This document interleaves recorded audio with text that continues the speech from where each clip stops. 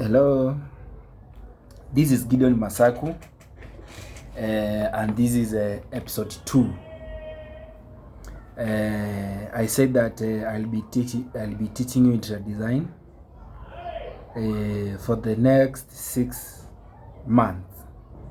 I want us to learn some things about interior design. So last time I introduced the definition of interior design. I introduced the advantages and disadvantages of interior design. Today I want us to look at the steps on how to become an interior designer. And step number 1 is all about education.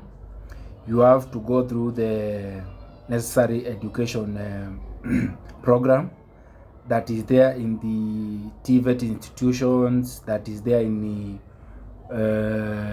at universities and also in the colleges. So after you have gone through the necessary education program, then you go to go and gain experience, get out there, look for internship or an attachment, get that through the or you get a job. Through that you'll gain an experience because you'll meet different people in the industry. You will meet people when you are gonna more experience than you. You'll also get to handle different projects from either residential, commercial, or whatever the project that you'll be handling. And at that moment also you need to look for a niche in the industry where you can specialize in. The other thing, after you have gotten your experience, build yourself a very good portfolio, which is very important. You need to build yourself a very good portfolio, which you will use for future reference. If whenever you are getting this one will help you to move from one level to the other in terms of your career growth, in terms of your employment. That way it will help you a lot. So after you have gotten a very good portfolio, don't hesitate. Continue to develop your skills. And how this applies majorly when you are working. So if you want to gain a good experience, look for a job, because you learn from the others. At that time when you are learning, you are still building a very good portfolio for yourself through the projects that you'll be engaged in. Then through those projects, you will also understand, you will also develop some good skills from the softwares that they use to design, especially the CAD. Those are computer aided designs softwares.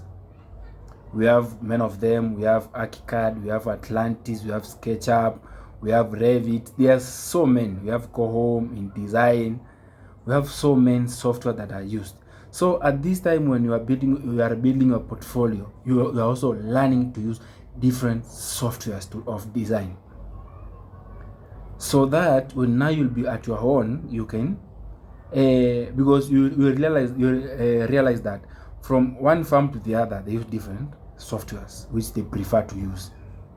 So if you can learn to use different softwares and have that know-how of how to use them very well, that's an advantage. But the part of the skill is not all about the softwares only. It is also about to understand the materials and how the work can be implemented. Never ever design something that you don't know how to implement. That is a very big risk for yourself. Don't design something that in the virtual reality it looks good, but when it comes to actual reality you cannot implement it. You need to understand, where can I source this material? So that that skill revolves around I can design. I can take the client brief, I can design it. I can take the measurements also, it is there, part of the preliminary. I can design then. I can make changes to the design. I know the material that I'll use to implement my design. I know where I can get the materials, and I know where I can get the fundis to help me implement my work. That is very essential, and that one you learn especially when you are working under a company or a firm that is very strict, that knows how to follow protocols. Also, a part of that is the quotation. You know the prices of the material in the market. You know the specific material that you need, so you can do material quantities, and you can do material specifications, and you can say this and this is what I need. That part is very important. So with all that, now you have good skills. Now start doing something we call networking.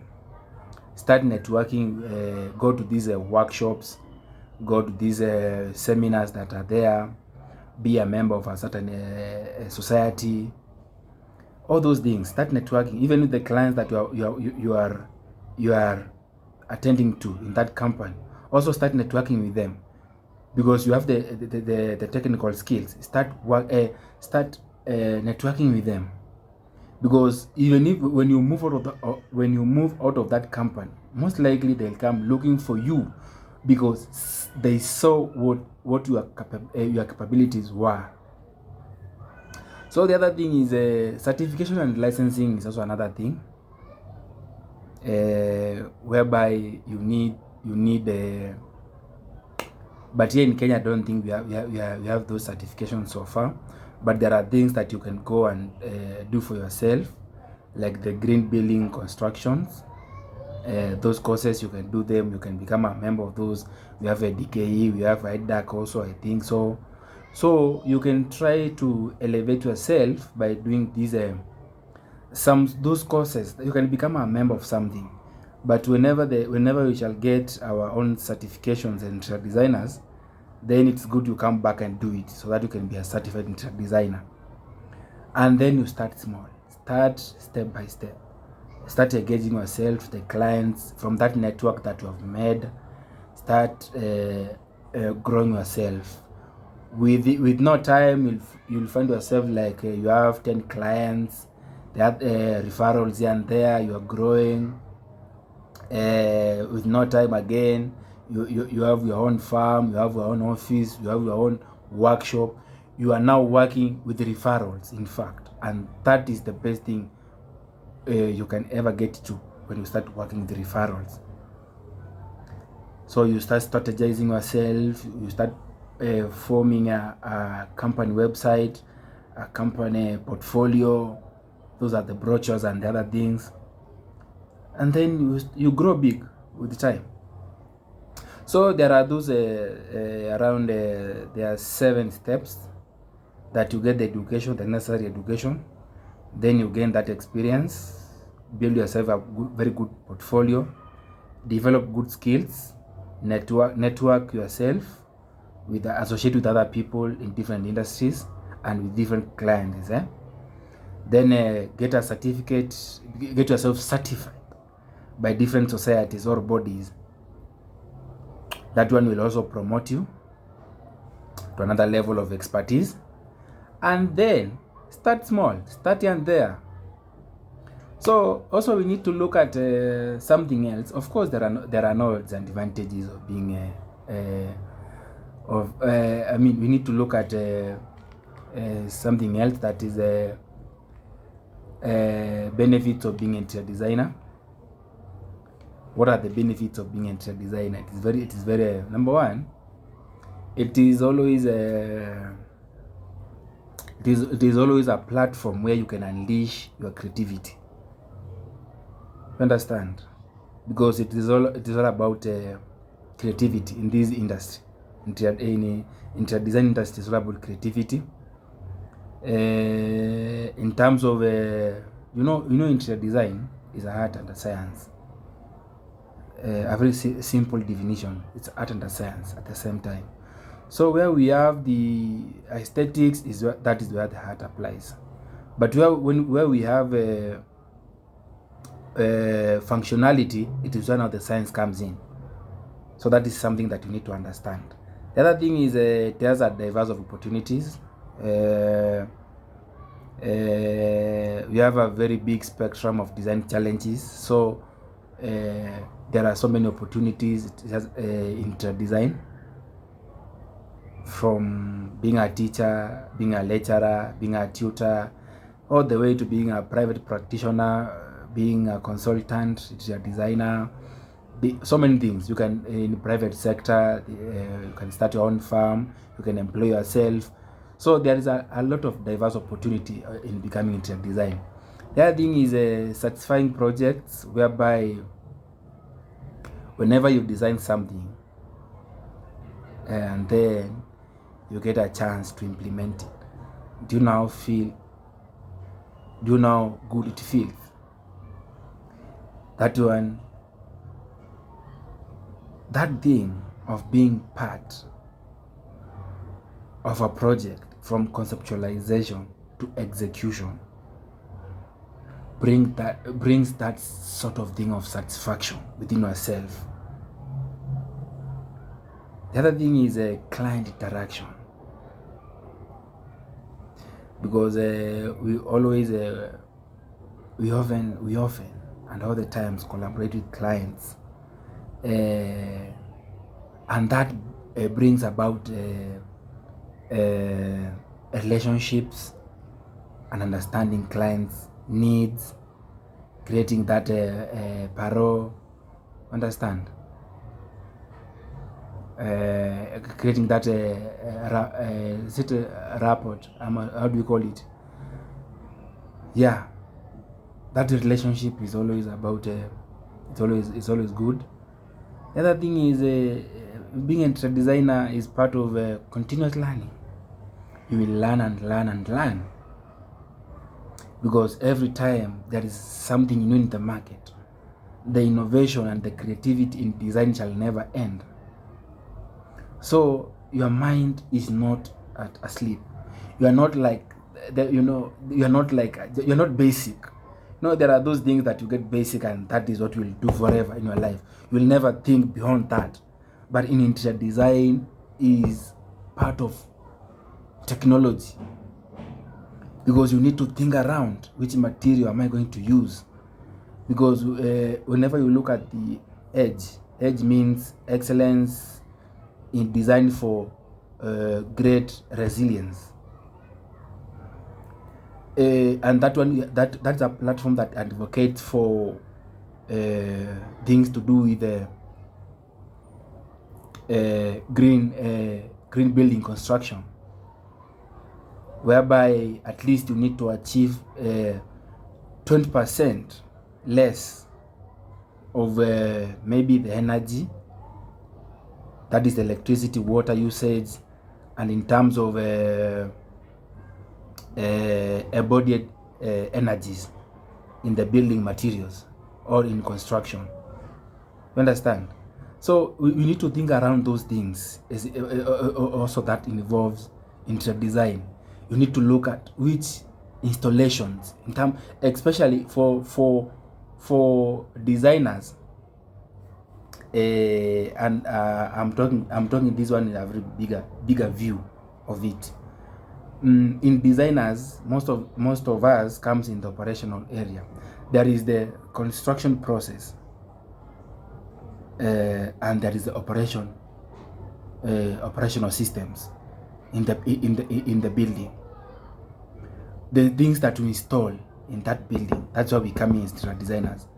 The things that we intend to install. Are you going to install things that are going to save energy? Are you going to install things that are their embodied energy is less? and their carbon emissions are less? Are you going to install things that are efficient in use? Understand? Are you going to ensure that the things that you install, the appliances that you install, or the things that you install in that building are going to save water, or the mechanisms that you'll use, they'll save water? Those are some of the things. So becoming an interior designer, you think throughout. You think throughout, because our intention is to save. Because you are looking at climate change currently. In fact, we are looking at climate change. So whenever you look at housing and climate change, and you are part of the building, you are part of the housing team and the construction team and the build up environment, we are part of them. So it is upon us that we continue thinking through the materials that we can use or we can recycle. Understand? Even in terms of maintenance, their sustainability and maintenance, how are they? How often can you recycle this? After what period can you recycle those materials? That is sustainability. So that is one thing that we are looking into. So we are also in design, in interior design. There are some benefits that socially affect us, or there are some significant benefits of interior design in the society. Let me put it that way, that you may understand. And one of them is improved quality of life. Understand? Because we look at economic in futures, we look at in terms of improved quality of life, that is from the aesthetics, in terms of mental well-being, thoughtful interiors like economics in furniture or layouts, enhanced comfort. Understand? And overall quality of life. And also we can reduce stress. That there is an interior design and psychology, which we shall also come to look at it. So whenever I'm talking about improved quality of life, don't worry. The other thing is enhanced functionality, because we optimize spaces. We optimize spaces through the science. We optimize spaces in terms of cabinetry, in terms of smoother movement around the spaces, in terms of that is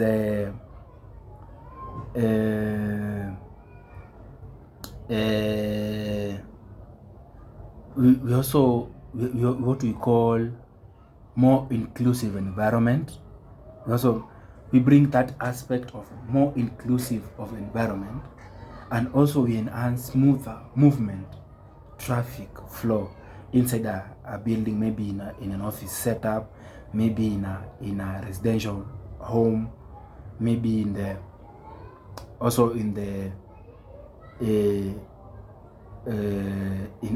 industrial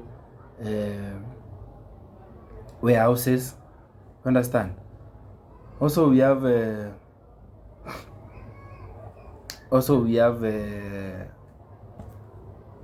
other thing that it also promotes sustainability.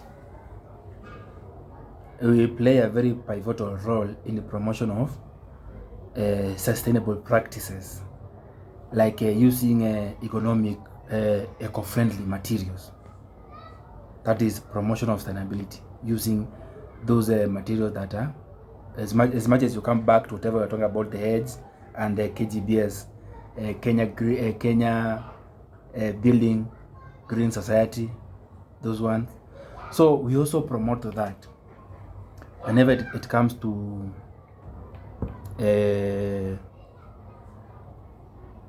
bringing up using materials that are eco-friendly, energy efficient, and also in terms of reducing carbon footprint in the materials that we use, and also in terms of bring up solutions that are sustainable.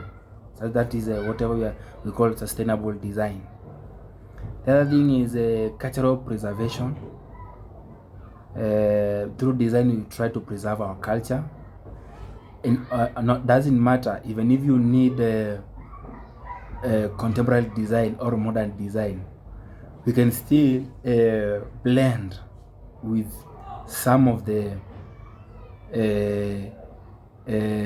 cultural designs that we have locally from different ethnic backgrounds.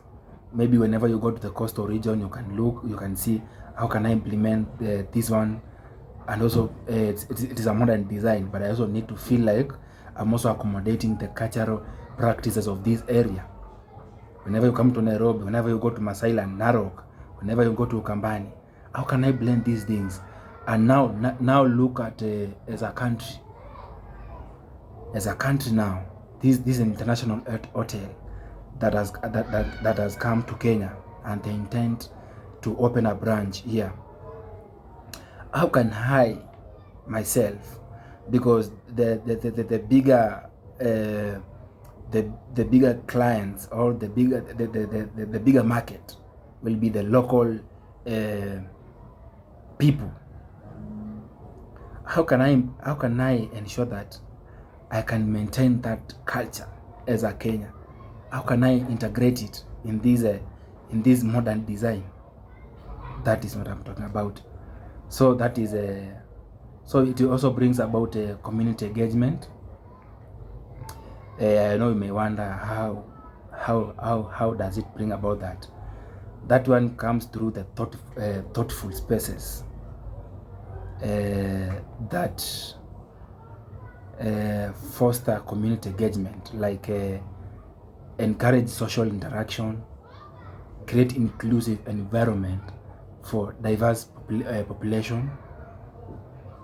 So whenever you are talking about community engagement, we mean ensure that there is no one is limited to a certain is limited to access of a certain space. Like for instance, let's look at our people who are disabled. Understand? In different ways. How can we ensure through the lifts that we have, these guys, they can reach the next level, they can go to the floor that they want? How can we provide lifts that they can accommodate wheelchairs, the people who can't walk? How can we ensure that these guys, they can still access those buildings? And that's a challenge we have in this country, because we design for ourselves who are able, not for the disabled. And a basic principle of design that I have ever come to understand: do not design for the able, design for the disabled, because the disabled can accommodate the able. Understand? So whenever you are designing a building, ensure that there is a way these guys, they can access. That brings that community engagement. There's no way we can say we have a meeting at third floor and a person on a wheelchair cannot access, or we have a theater and there is not even like something like a ramp where someone can just push himself with the wheelchair and get in. A theater hall cannot just provide staircases only. Provide something else that can allow the others to access. The other thing is community contribution, because interior design industry also contributes to economic growth by creating jobs, driving demand for materials, driving that creativity, driving demand for furnishes, for that which are used for interior deco, and also it contributes to real estate sectors to add value in their building or in whatever they are doing. So we bring about that whatever we are calling about economic contribution. We contribute, especially we add value to real estaters. We really do. In that sector of real estate, we really do add value. because when you do something that is functional, which has both functional value and aesthetic value, that one will attract the client and you will sell. And every point of business is all about getting the clients and selling, getting the money. That's the point of business. So with that, I think now we understand that interior design, as a process, you need to get some education, because there are principles and there are elements of interior design that you need to learn about, that you need to bring together for you to be a good interior designer. So you need to get that education and follow the steps that I've just told you. And there are benefits of being an interior designer. We have looked at them, and there are also a significant benefit of interior design towards the society, and we have looked at them. So let's call it a day. Let's get to tomorrow, whereby we to the next episode, whereby we look at something else that will help us get to understand better about interior design and its social impact. That will be our next topic. So guys, don't stop. Continue subscribing to my channel, continue learning from my channel, continue getting knowledge and putting some notes down, because this is where you'll get the real knowledge about interior design. I've said I'll not sleep. I've said I'm going to teach you. There are those guys who have that passion of being interior designers, but they do not have that feel. You can learn from this channel, from theoretical wise to practical wise, because I'll take you through that. So guys, just subscribe to my channels and wait for more. And now I'll be posting on daily basis, not unless there is something that comes up. I'll post every day, because learning is every day, and we need to achieve something every day when it comes to interior design. Thank you guys for watching, and thank you for watching. Subscribe to my channel. I'm Gideon Masaku. Thank you.